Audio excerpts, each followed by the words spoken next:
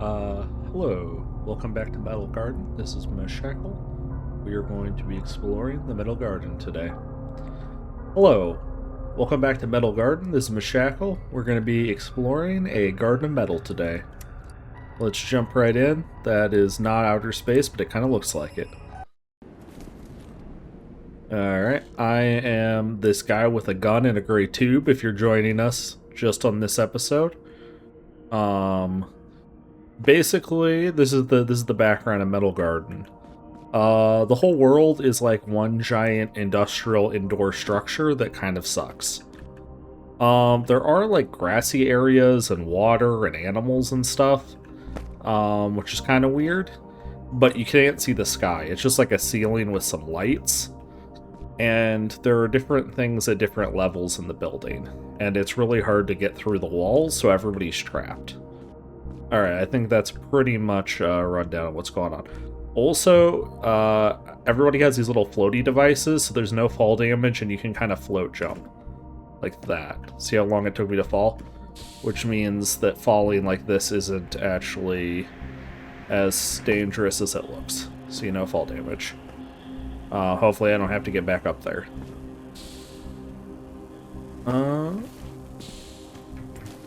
Let's see. Well, I guess I could try. I can either go down this way or I can go down that way. I think I'll just get electrocuted if I stand on that. Kind of interested, though. Uh-oh. Okay, I guess I'm just gonna fall to my death.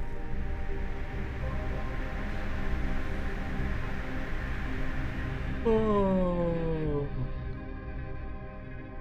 Okay.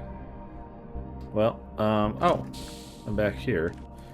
I'm gonna, since I'm low life, I'm gonna go back and I'm gonna see, there's these little machines that I can heal at.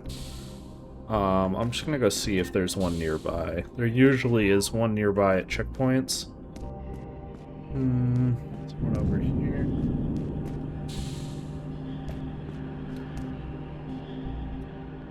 I came from over there, but it looks like I can't go back.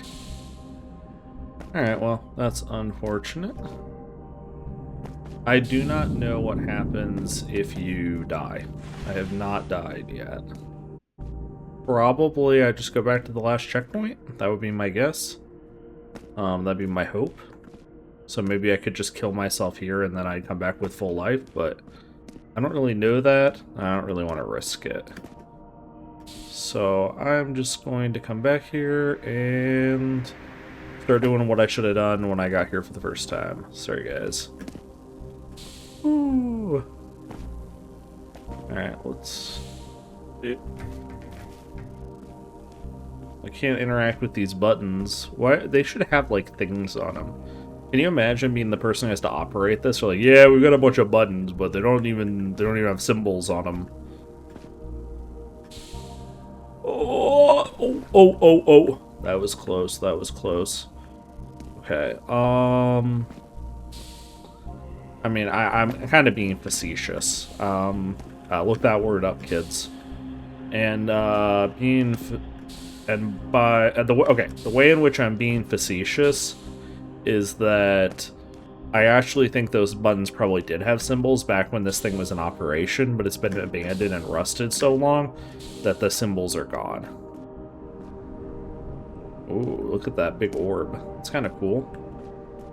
I guess I'll go see what this stuff is. There's like a cage over here. Oh, man. Okay.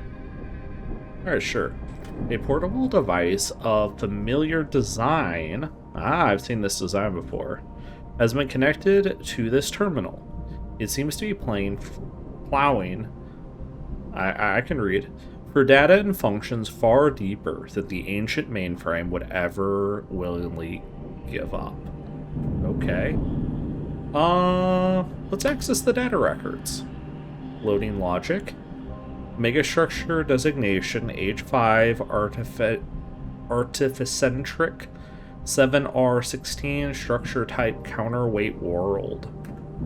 Description: a counterweight world is a type of physically smaller, although much heavier, megastructure built within a larger one. The fuck? That's a much larger but or much smaller but heavier structure? Huh? Counterweight worlds were created with the purpose of gravitationally binding orbits of planets and other celestial bodies that would find themselves in the way of the outer structure's expansion. Huh? Huh? Wait, how big is this structure? We're like using up all of space? Is that why we're so floaty? I feel like we should be more floaty if we're in space, but I guess there's the gravity of the structure.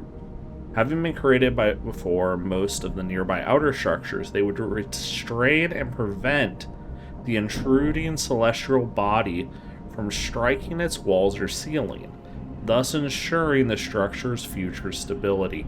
Why the fuck are they doing this? What kind of fucking engineers are doing this fucking crazy shit? That's right, I'm gonna say the F word like 5 times. I don't care. I'm not a PG-13 movie. I can say it as many times as I fucking want. Okay. They were most often built in the very earliest age of construction, especially in what we now regard as the former inner solar system. Wait, this is melting my brain, you guys. There's not been anything this crazy in the game yet. Okay, there was cat people and they had a king. That was pretty crazy too. Additionally, like with many other utilitarian yet crucial complexes, this is utilitarian? A large maintenance team would remain inside these structures. Okay. The species they were known to see often had their origins tracing back to well-patterned gene pools. Their biological parameters usually chosen to best assist in specific tasks of the structure's future preservation. However, with the megastructure's expansion past the Kuiper Belt, and with maintenance teams having left the structures, contact with many of these counterweight worlds has been lost. As such, it is very difficult for us to verify their present stability. Log end. Oh, oops. Okay, sorry guys, I just accidentally started it back up again. Log end. Okay. Let's open the rail module. Unlocking rail module doors. Rail module doors have been unlocked. Okay, thank you. Leave. Alright, let's go find these rail module doors. Oh, there's the rail module doors. Okay. But before we go there, you guys know me. I always have to go exploring. Let's see what the heck's over here. I don't want to jump down there because I wouldn't be able to get back up. And I might die. Yeah. Had a long day at work. Yeah. My job is pretty tiring. It's not too difficult. Which is nice. Okay, let's see what we got over here. Just a big gap. Oh, but I think there's a little opening? Is there a little opening over here? Do mine eyes deceive me? Ah, they do. Well, I guess I could just go down there and see, but I'll just go on the rail module. Alright. I hope you guys enjoyed watching me walk from one end of a long gray blob to another end of a long gray blob. Man, there's a lot of lightning at this strata of the structure. In my head, the structure was just on Earth or something. Like, it was just like a planet size. But now they're acting like it's like a solar system, which is just mind-boggling. My mind, it is getting the boggles. So, yeah. I don't know if jumping like this is faster, but I definitely enjoy it. Seems faster. Okay, let's get in the rail module. That's gonna be safe. Oh, there's chairs. That's nice. Let's see if we can sit down. No, I can just kind of squat in it, though. Alright, you guys, hold on. This is going to go really fast. Okay, it's a little anticlimactic. Alright. Oh, my screen is turning black. Oh my gosh. The gears that have not been used in eons grind in violent resistance against your demand for movement. Before you, millions of miles of concrete and steel stretch out, dwarfing a great crimson sphere. You watch as endless tides of hard matter unfold, one solid, stacked surface after another. And as the slow descent of the elevator continues, you begin to glimpse for the first time the true vastness of your escape. Many hours later, the elevator descends to its lowest point, at last coming to a halt above raging oceans of liquid coolant, the industrial towers holding up the ceiling like mythological giants of ancient tales. Finally prepare to leave the elevator and face an ever-strange landscape, you nonetheless find the familiar step of your nomadic wandering returning, the promise engraved in every mile traveled, that the seeking itself is the answer. The fuck? Oh. That was the whole game, you guys. I beat it. Well, that was fun.